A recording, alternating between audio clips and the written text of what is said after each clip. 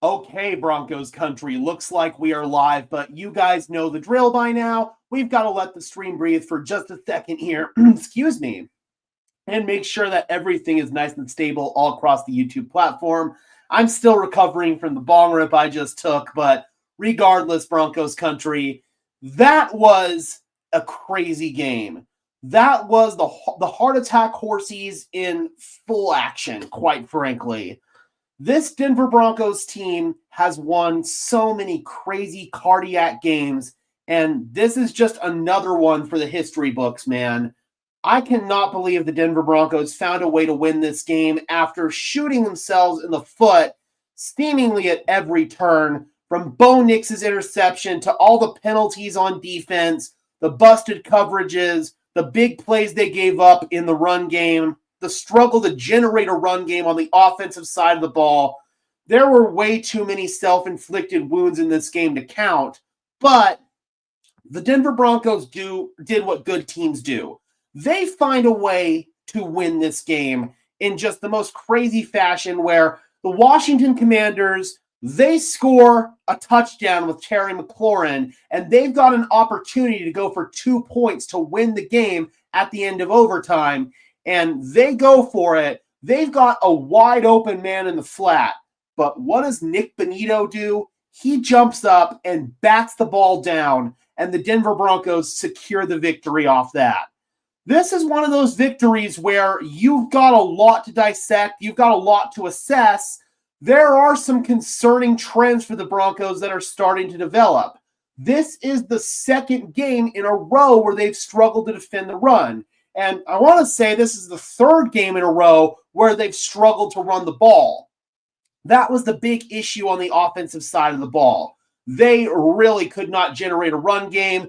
They also couldn't really generate much on the perimeter either to try to counter not being able to generate a run game. Sean Payton actually talked about it in the post game, saying that it kind of threw a loop into their offensive game plan, and they had to adjust to it. Bo Nix threw a really ugly interception right to Bobby Wagner. It was one where Von Miller was looping around on a stunt, and he clouded Bo's vision for just a second. Bo did not see Bobby Wagner sinking in coverage, covering an in-breaking route, and he threw it right to him.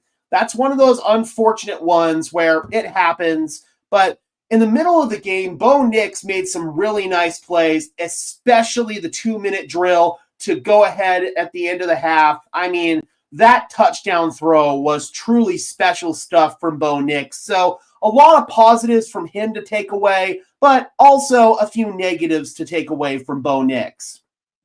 We got Computer Blue in the house, says, when Denver got the ball first in overtime, I was terrified that they wouldn't be able to score. I have confidence in this offense. They've shown that when their backs are against the wall, they can score, especially when you use more up-tempo, which it kind of looked like Denver did in that drive in overtime. That's where Denver has their most success on offense. So hopefully they're able to harness more of that moving forward in the next coming games. Devin in the house saying, shout out Marcus Mariota. He left it all on the field tonight. He really did, man. I'm impressed with how Mariota played, made some nice plays both with his legs and with his arm, kept a lot of plays alive, was able to scramble for some really nice plays. I was impressed with what we saw from Marcus Mariota. Ghost Dancer says, whoop, whoop, go Broncos. Maurice says, blood was boiling, had to take my blood pressure medication. Yeah, I think there was a lot of blood pressure medication, heart medication, in my case, a little bit of the ganja, just to kind of calm the nerves a little bit. After that game, it was just a complete and total crazy crap show, basically. That's what that game was. Don't judge a book by its cover. I'm a Broncos fan. Props to the Commanders for playing well. We got Mark in the house, Steelers Nation Australia. Good to see you, my friend. He says, am I still a mod? Can I please ban someone? I had a couple people you could have banned in my chat earlier, man. They were being assholes, so I ended up taking care of them. But you never know. Some dude might pop up that we can ban for sure.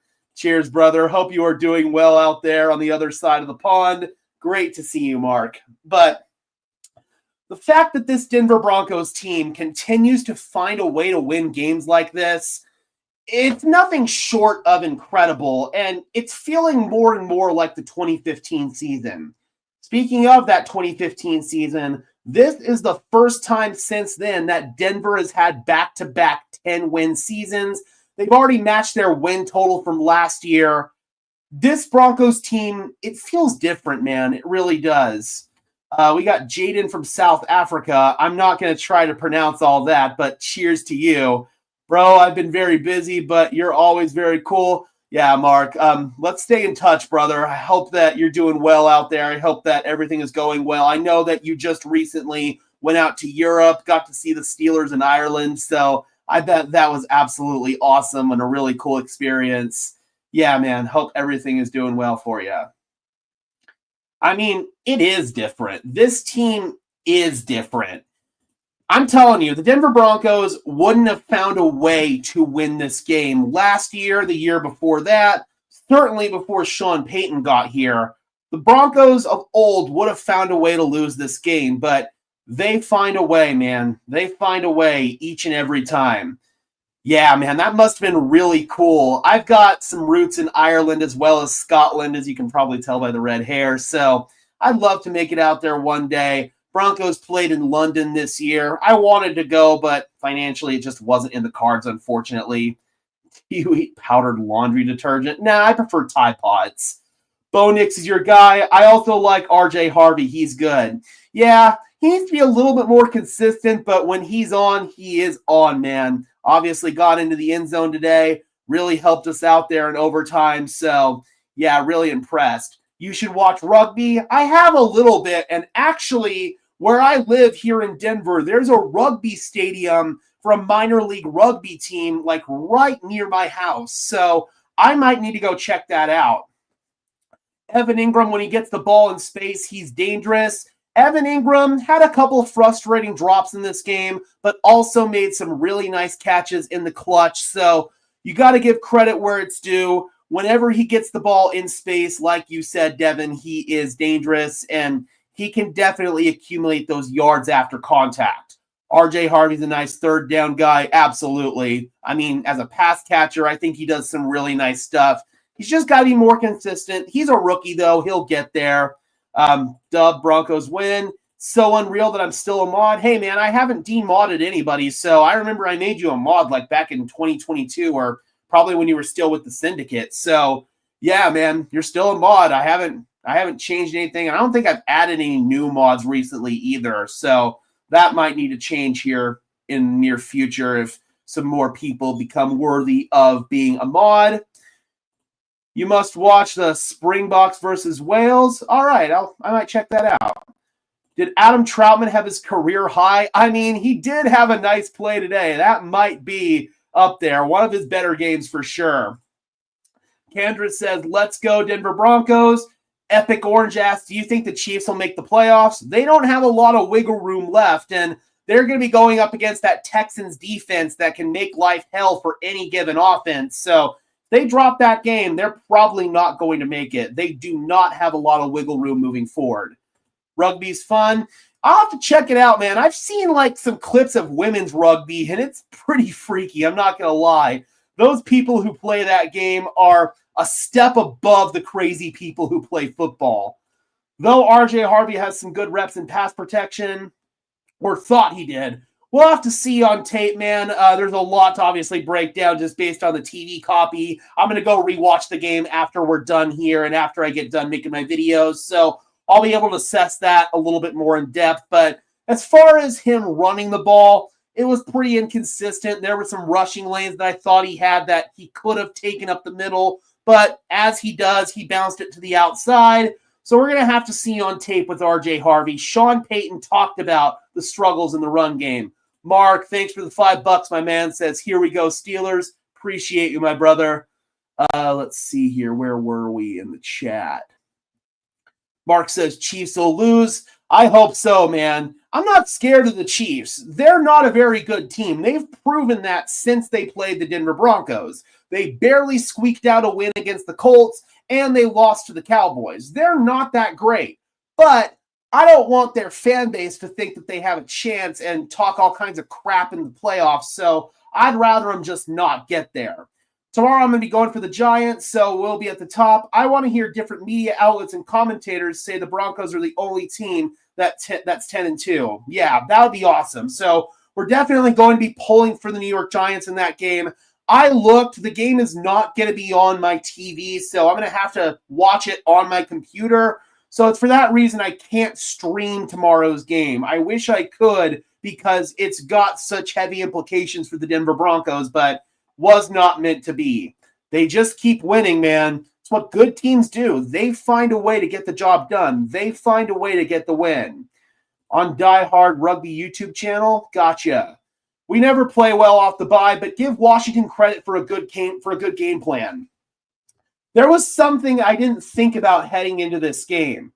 Cliff Kingsbury, Washington's offensive coordinator, his defensive coordinator when he was the head coach of the Arizona Cardinals was Vance Joseph. That means Kingsbury was familiar with Vance Joseph's scheme, the ins and outs of it, and how to attack it. I should have made that connection earlier, but I didn't until we were watching the game, and they showed a shot of Kingsbury and VJ on the screen together, and that's when it clicked for me. So that's probably why our defense struggled, combined with the fact that they were coming off the bye, a little bit rusty, yada, yada, yada. But that's something that I didn't really factor in coming into this game. And now that I think about it, it really does make a lot of sense why this defense struggled. That doesn't explain the penalties, though, and that doesn't explain some of the miscommunications they've had in the secondary. This is also the second consecutive game where the Broncos have struggled to defend the run. That's a big issue. So that's all stuff that our defense needs to clean up. I'm confident that they will because they're well coached and they're mostly well disciplined. This game, I feel like, was just an exception, kind of like the Colts game earlier this season. I'm very confident that the defense is going to bounce back, especially against a really crappy Raiders team. That's going to be a hate watch of hate watches next Sunday night, for sure. Not as big of a hate watch as that Cowboys game for me, though, because I didn't want either team to win. I was pulling for a tie in that game. I loathed the Dallas Cowboys a little bit more than I loathed the Chiefs. So that was one where I didn't want to see anybody win. At least I've got a dog in this fight. Men's rugby, rugby players are mean. The clips I've seen on the internet, like, ooh, God, dude. They call football players crazy, but rugby players just seem to be on a whole other level. Overtime drive was so amazing and looked so easy. Yeah, offense looked great on that drive. Evan Ingram, that massive catch and run to get the Broncos in position. And then RJ Harvey able to punch it in. And then the Broncos had to go downfield and play defense, which they struggled doing. I mean, there were 3 separate fourth down opportunities that this defense had to get off the field and win the game. They couldn't do it. It took that 2-point conversion with Nick Bonito batting the ball down for the Broncos to finally deny the Commanders. But the defense was very frustrating in this one. Shit on him, Gage. I mean, I will, but quite frankly, man, there are people out there that just have skewed opinions and really messed up viewpoints. I'm 4'11", 250. I'm trying out for the Browns O-line. Do you think we'll be able to pass the Patriots, or is their schedule just too easy for us to win more than them? I do see a couple of potential losses for the Patriots. If the Ravens can get their stuff together, I see that game as a potential loss for the Patriots. And they also play the Bills one more time. I don't necessarily see the Patriots sweeping the Bills. So I do believe that there are a couple of losses for New England on their schedule. Quite frankly, Denver needs to take care of their own business moving forward. I'm confident in them next week against the Raiders, but they cannot play like this against the Jaguars or the Packers. Otherwise, they're going to lose both of those games, and then they're going to have must-win scenarios in both the Chiefs game as well as the Chargers game moving forward. You can maybe afford to drop one of those 2 games, the Packers or the Jaguars game, but you can't afford to drop both of them. If you drop both of them, then your back is going to be against the wall in terms of trying to get that number 1 seed in the AFC. What is football? Because we only have rugby. I mean, American football is very similar to rugby, but it's also different. I'd recommend you just look up a video on it. We'd be here forever if I explained it, quite frankly. Teams are going to go with the quick pass game against us now to slow the pass rush. Got to adjust. I mean, that was on tape beforehand. The Indianapolis Colts and the Chargers both did that to the Broncos earlier in the year. There are only certain teams out there that have success in the quick passing game, and evidently the Washington Commanders were one of them tonight with Marcus Mariota. We got Chris in the house saying, let's go Bills. I'll definitely be pulling for the Bills here in a couple of weeks when they go against the Patriots. Australia is good with cricket. I don't think I've ever seen like a clip of cricket out there, to be honest. Already got that question. Yeah, Patriots, they're 10-2, but they're going to probably go to 11-2 after this game against the Giants. So yeah, we're definitely kind of chasing them right now. Straya. Interesting connection. Mariota played how I want Bo to play. Up tempo, complete the short, easy routes, take your shots as the defense gives, and run, damn it. Peyton should take notes on the play calling. I agree, but there were also some plays that Bo left on the table, including that really bad interception. So the play calling at times needs to be better, but Bo also needs to be a little bit better at the end of the day. Mark says sub to Gage. Yes, please do. Would really appreciate it. It's free, it's easy, and it only takes a second. 3 out of 6 Broncos chats. Y'all won. Why you mad? The only reason that we're a little bit frustrated is because this team played down to their competition, and we're hoping that they can win a Super Bowl this season.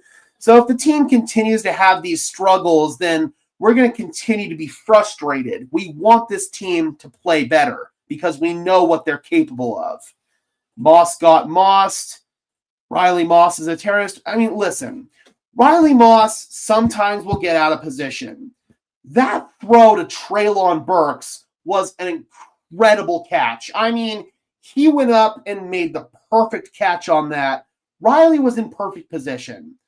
The pass interference at the end, or the deep completion, that one was frustrating, yes.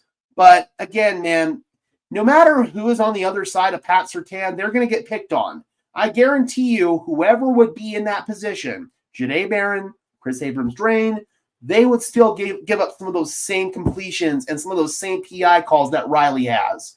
I understand that Riley Moss frustrates fans, but advanced analytics and overall tape will tell you that he's a good cornerback and a lot better than casual fans will give him credit for. Disappointed to see the big game by Ertz. Was hoping we had the tight end issues resolved.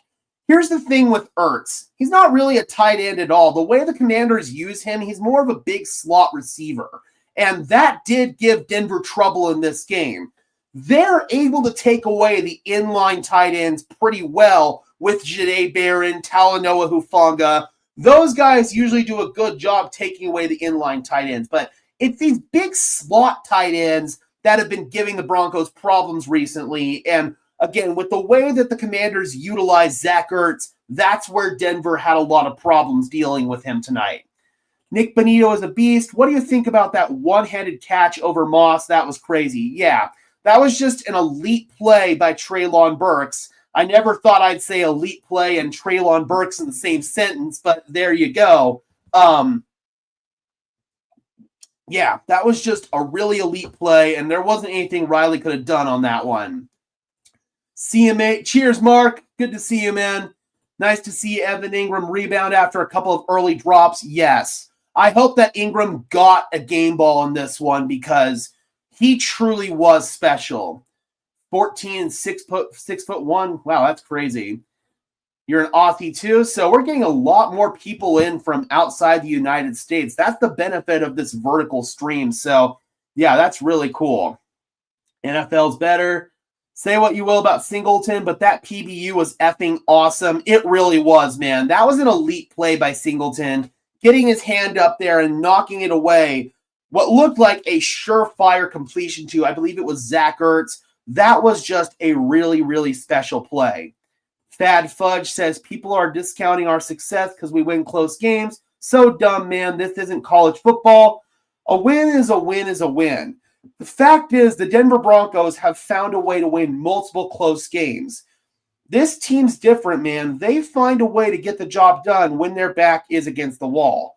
There are things to be concerned about with this game, and there are plenty of things that the Denver Broncos need to do to correct the issues, especially on the defensive side of the ball. I'm confident that they will because they're well coached. Dylan says that was a good game. It was at the end, man, but I know that collectively Broncos country, hearts were beating out of their chest. I know that my legs were a little bit like jelly after this one. I got up and walked out, and I kind of felt like I was about to go down to my knees after this one. The adrenaline was just pumping through. So, yeah, this was an electric game, and this Denver Broncos team is an electric football team. This is the first time that we've had this kind of success since the Peyton Manning era. Just think about that. The Broncos have already matched their win total from a year ago. They've got 10 wins on the season when we were barely scrapping for 6, 7 wins from 2017 to 2022. I mean, we got 7 wins one year, and we felt that was a successful season. Now, we're talking about, is this team going to get the number 1 seed or not? First of all, that's just a credit to Sean Payton and what he's been able to do as the Broncos head coach. But it's also credit to the ownership for putting the right people in place for this team to be successful. You use pads in NFL, rugby, we use a mouth guard, that's it. Electric, like in the electric chair. Does VJ's defense have a 3rd and long problem? I don't think it's been a big issue overall this season, but like we talked about earlier, Cliff Kingsbury, very familiar with Vance Joseph and the ins and outs of his defense. So I do believe that that played a part in it. Sometimes these 3rd down plays, sometimes your corner will get out of position, you'll have a missed assignment, but I don't think overall it's a big issue. You should get your hair braided if Will Ferrell can do it in the movie Get Hard. You can pull it off. You'd pass for Will Ferrell. I've braided my hair a few times. It's just not my favorite look, to be perfectly honest. They're killing me. I think we need to get the number 1 seed. That's the goal. That is the ultimate goal for this team. They are trying to get the number 1 seed. And if they take care of business in these next coming games, the number 1 seed is theirs. The AFC playoff picture, I mean, it is very much in control of the Denver Broncos right now. The Broncos control their own destiny. They've got it to where if they win the games they should win moving forward, then they're probably going to get the number 1 seed. They're probably going to have the AFC run through Denver. But it's all about taking care of business. Dr. Chatmate says Washington played like it was their Super Bowl tonight.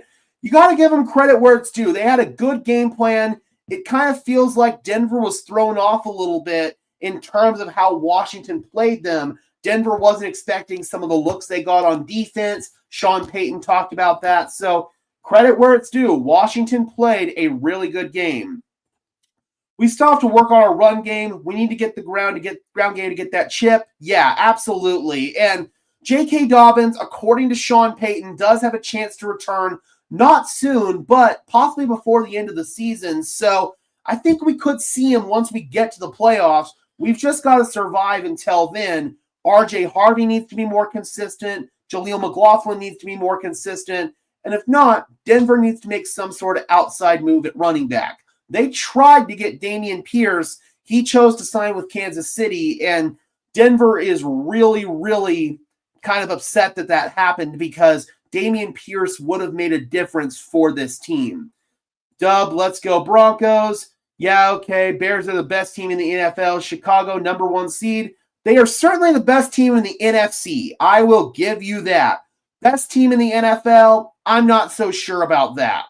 But Chicago Bears, they're playing really well right now. So got to give them credit where they are due. Caleb Williams is playing well. Ben Johnson is coaching his ass off. So yeah, good for the Bears, man.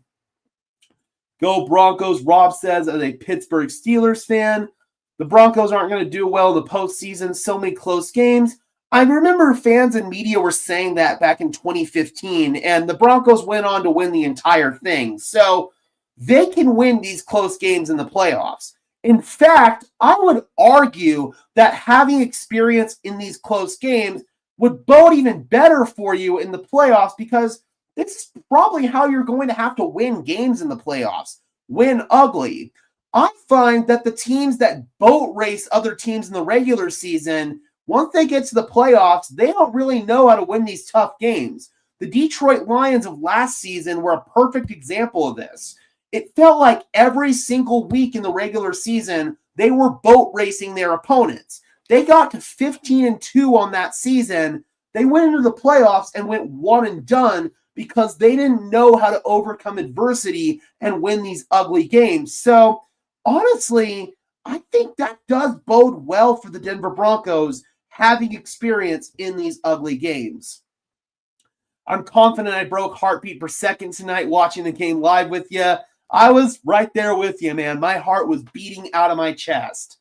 Need the refs to call pick plays when it's crystal clear it's a pick? Yeah, that touchdown play to Terry McLaurin, it kind of looked like there was a pick on it and they didn't call it. So, yeah, that's frustrating. They did call a pick on Denver in this game. Was it Pat Bryant? I can't remember who they called it on, but I do remember they called a pick on this one, or on one of the players in Denver in this one. I think Bo Nix played good. Overall, he did. Had some ups, had some downs, but I'd give Bo a solid B for this game. He made enough plays in the end to get the job done, and that's ultimately what matters. They find a way to win. That's what good teams do. They find a way to win. Laughing Black Baboon says, shut up. How about no? Go Broncos, Ryan says. Bo could play so much better if he had a run game and his receivers didn't drop the ball so much.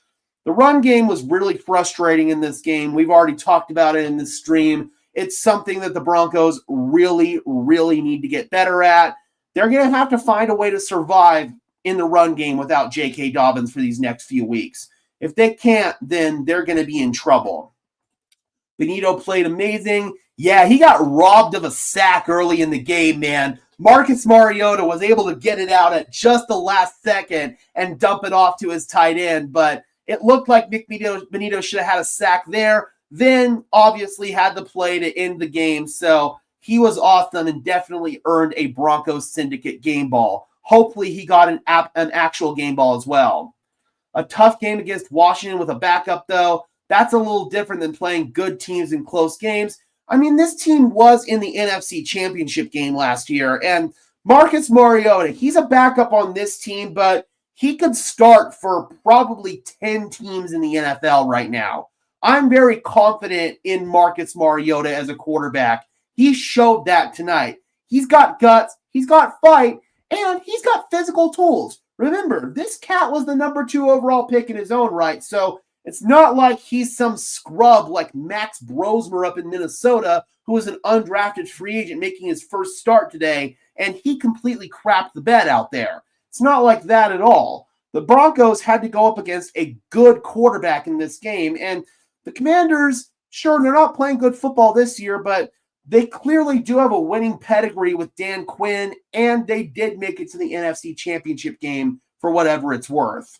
And honestly speaks to the mastermind of Sean Payton, how elite he is managing the game clock when it's necessary. Yes. And that's something I don't think Broncos country appreciates enough, because I remember the Nathaniel Hackett year where game management, just simply managing the clock, was a big struggle for this team week in and week out. If there's one thing that Sean Payton has down to a T, it's managing the game and managing the clock. New England's going to get the number 1 seed on the back of their shitty schedule, but they'll lose their first playoff game.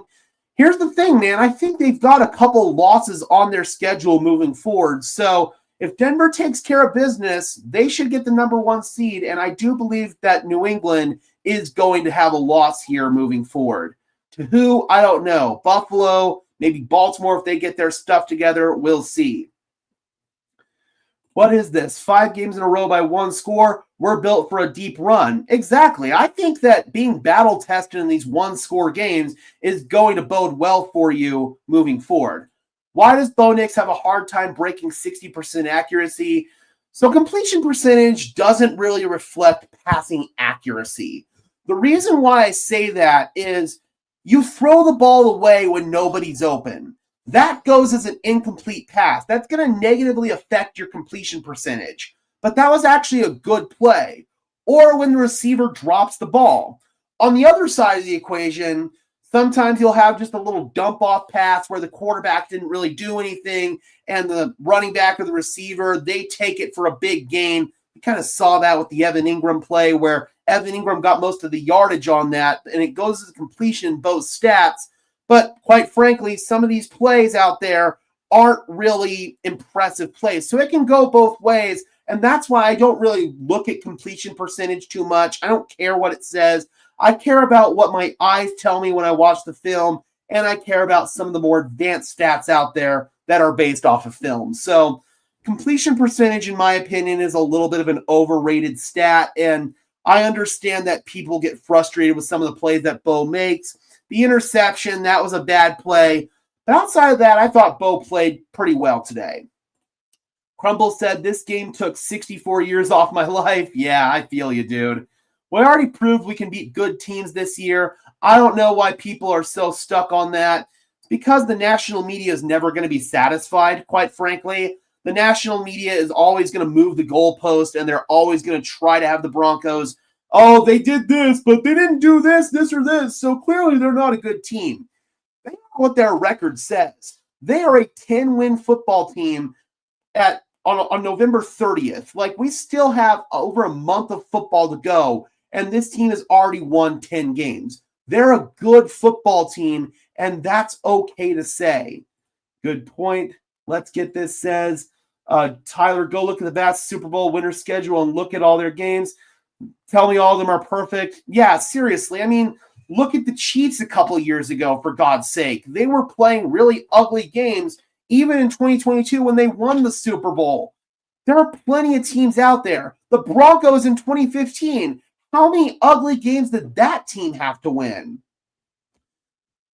I don't know. People hate Bo Nix so much. I mean, the reason why people hate on Bo Nix is because there were a lot of predisposed narratives about him coming out of the draft, and Bo's proven a lot of these people wrong, and unfortunately, not all these people out there are big enough to eat their words and admit that they were wrong.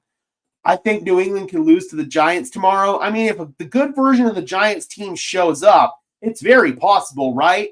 This New England team is probably due for a loss at some point, but I don't know. This Giants team, you never know what version you're going to get on any given week. When you pass the ball 60 times, it's kind of difficult to throw for 60% completion. Exactly. And that's also a product of having an ineffective run game. In an ideal world, the Broncos would have leaned on their run game in this one, and Bo would have maybe only thrown the ball 15 to 20 times, but the run game just was not working in this one, so Denver had to throw the ball. Defenses play to stop the pass because Denver has a suspect run game. Receivers also drop passes, and he misses a few. Simple. Yep, there you go. That sums it up. Chiefs got all the breaks when they won their one-score games last year, but now that Denver's doing it, it's a glaring issue. Double standard. Yep, that's what the national media does, and that's why I try to drown out what they say. That's why film is greater than stats, 100%. And Chiefs fans are blaming the refs, which is extremely ironic. Hell, I'd honestly say this just proves our point from the last few years that the refs have been favoring the Chiefs, because now that the Chiefs aren't getting these calls, they can't find a way to win games. The Broncos are better than the Chiefs. I'm just calling it what it is. We beat the Texans, Eagles, Chiefs, and Cowboys. Those aren't good teams? Exactly. And even if you want to take the Cowboys out of that equation because they didn't have Quinnen Williams or Logan Wilson yet, we still beat the Texans, who are looking like a really damn good team right now, the defending Super Bowl champs and the defending AFC champs. What more does this team need to do? Armando says, do you think we still need to get another running back? I mean, Denver's looking for one, but the options out there are really slim. Zach Moss has been a free agent for the last several weeks now, and Denver still hasn't gone out and signed him, so I don't think that's an option. Cam Akers, he was on the practice squad of the Vikings. Seattle signed him to the active roster, so I don't think that's an option. It's just really slim pickings right now at the running back position. Denver's kind of getting bit in the rear end for not further addressing the position in the offseason. Bo actually cooked against the zone in overtime. He's been terrible against zone coverage all year, and he actually adjusted and thrived versus it. Yep, and that was really good to see. That was really good to see. Has Sutton been good this year? I think some fans would like Sutton to be more consistent, but he's been a big-time third down option. Had that incredible touchdown catch today. I mean, Bo Nix, that was an awesome play, but a good catch as well. So, quite frankly, yeah, I'd say Sutton has been good this year. Couldn't ask for a better turnout, though.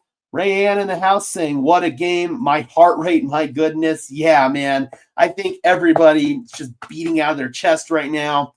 People find a way to hate on the Broncos. Exactly. It's just what they do, man. These people hate on the Broncos because they don't have anything better to do. They don't have a life. Quite frankly, they get their clicks and they get their engagement based on saying stupid crap. So, yeah, man, this Broncos team, they can prove all these MFers wrong for all I care. They call my agent, I'll show up. Cairo says Murray out of retirement. I'd have to imagine they made the phone call. If they haven't, then shame on the Broncos, but I'm going to assume they made the call and Latavia said, nah, I'm good. I've hung them up. I'm retired. People hating on the Broncos pissing me off. Yeah, man, it's just what they're going to do. Just do your best to drown it out and ignore it, man. Evan Ingram had a heck of a game. He did. And it's exactly what the Broncos needed. That catch and run threat. We saw flashes of it in the preseason. We were waiting for a big catch and run like, oh, Jesus. We were waiting for a big catch and run like that in the regular season. And finally, we saw it. The amount of let's go Broncos chants during the game, and you could clearly hear it on the broadcast. Yes, Nikki Javala, former Broncos reporter, now Commanders reporter, tweeted out a clip, and it was a lot of Broncos fans in the stands. Finally, the Joker showed up. Broncos can definitely target getting a backup running back in the offseason, possibly like Zach Charbonnet or Tyler Algier. I do expect them to heavily address the position in the offseason, but for the rest of this season, not going to lie, it's kind of slim pickings. I'm going to the Broncos versus Packers game right on. Maybe we could possibly meet up. I attend all of the home games. All right, guys, we're going to go ahead and wind this stream down here, and I'm going to get some other content out, including Bo Nix's post-game presser. Be sure to smash the like button as well as subscribe to the channel. I would really appreciate it. Those are both free and easy ways to show your support. It helps tell YouTube's algorithm to push us out, and it helps us get seen by more and more members of Broncos country, just like you and me. Additionally, if you want to go above and beyond in supporting the channel, please consider becoming a channel member today. The link is in the description below if you want some extra perks and incentives in exchange for helping me out and helping the channel grow. All right, guys, and until next time, I'm your host, Gage Madrid, saying peace out.